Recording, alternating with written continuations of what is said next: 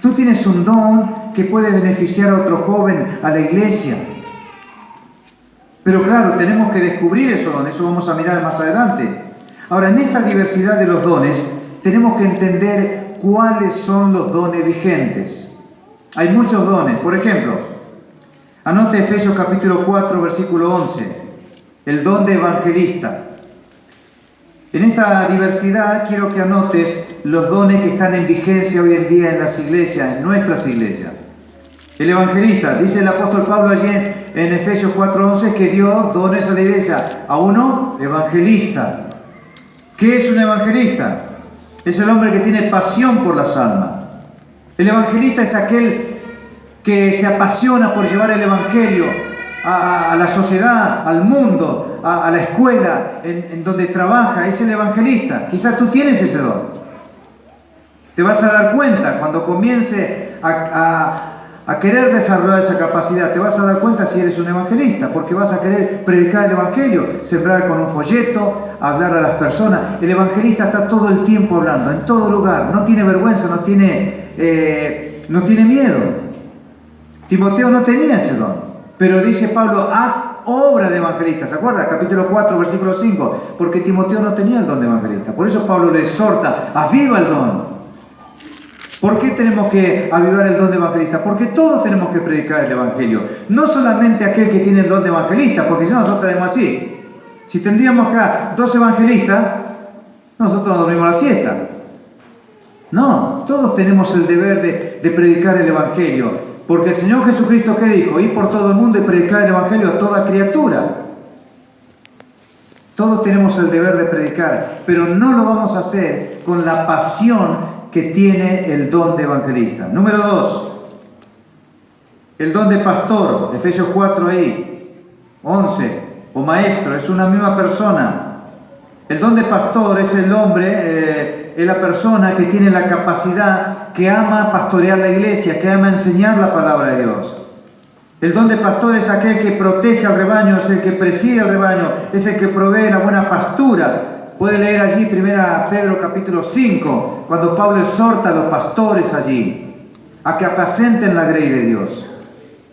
Y de hecho tenemos que tener cuidado acá si hay algún pastor, anciano, previsto, todo habla de la misma persona. Tenemos que tener la pasión por cuidar el rebaño de la iglesia de Dios.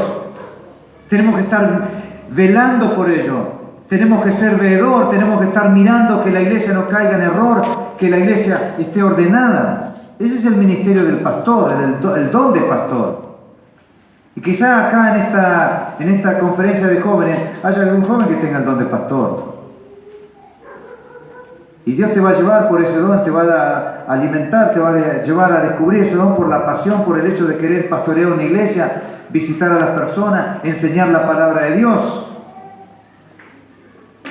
3, el don de exhortación. Anotá ahí Romanos 12:8.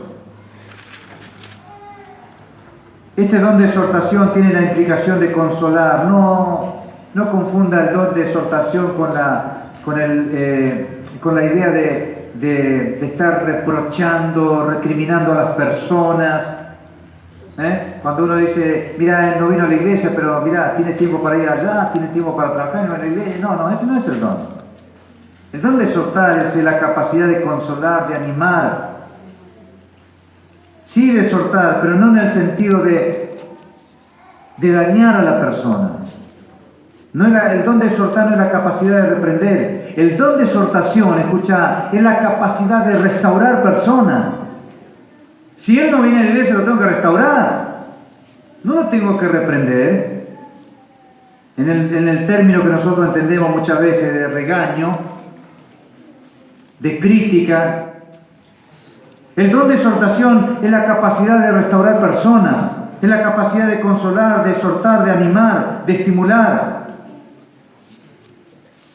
Tiene que ver con el consejo, con el que consuela. Cuando alguien está pasando por alguna prueba, por alguna necesidad, ahí viene el exhortador y me anima y me hace ver la vida de otra manera.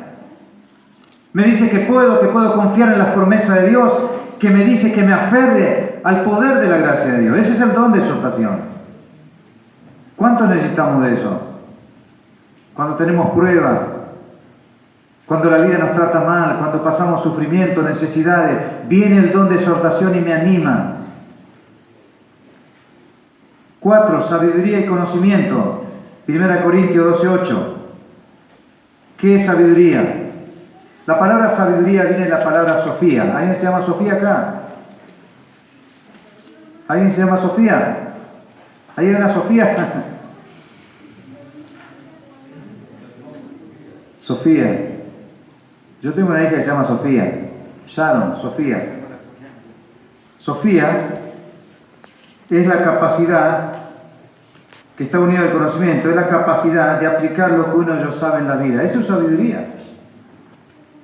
Y si alguien tiene el don de sabiduría, es el hombre o la mujer que te va a llevar por la sabiduría de la palabra de Dios, te va a ayudar a entender cómo aplicar la palabra de Dios en una determinada situación de la vida. El don de la sabiduría es el que imparte la sabiduría muchas veces cuando estamos teniendo problemas entre hermanos, cuando no nos ponemos de acuerdo, cuando tenemos que tomar decisiones. Viene el don de sabiduría y nos hace entender la vida. Trae claridad cuando estamos en confusión. Por eso tenemos que entender ese don de sabiduría. ¿Qué más? Discernimiento espiritual, 1 Corintios 12:10. La palabra discernimiento acá espiritual, hoy se habla mucho de este don, se lo confunde con el don de profeta. ¿No han escuchado por ahí? El profeta, el que profetiza, ese don no existe hoy, no está en vigencia. Es un don que Dios usó para establecer la iglesia, juntamente con los evangelistas y los apóstoles y profetas y maestros. La palabra discernimiento viene de una palabra que significa juzgar, distinguir. Habla del discernimiento en cuanto a señales, en cuanto a uno mismo, en cuanto a la profecía. Tiene que ver con el hecho de discernir aquellas cosas que pueden perjudicar nuestra vida, la iglesia. Ese es el don, es muy importante este don.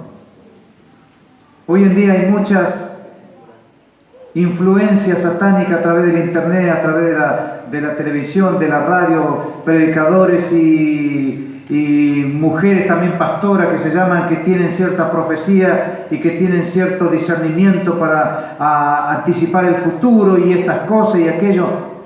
La Biblia no dice eso. La Biblia habla del discernimiento no en esos términos, sino que habla del hecho de que nosotros tenemos ese discernimiento para percibir de alguna manera aquellas cosas que sabemos que no vienen de Dios. Anote ahí 1 Juan capítulo 4, versículo 1 y 2. El don de discernimiento.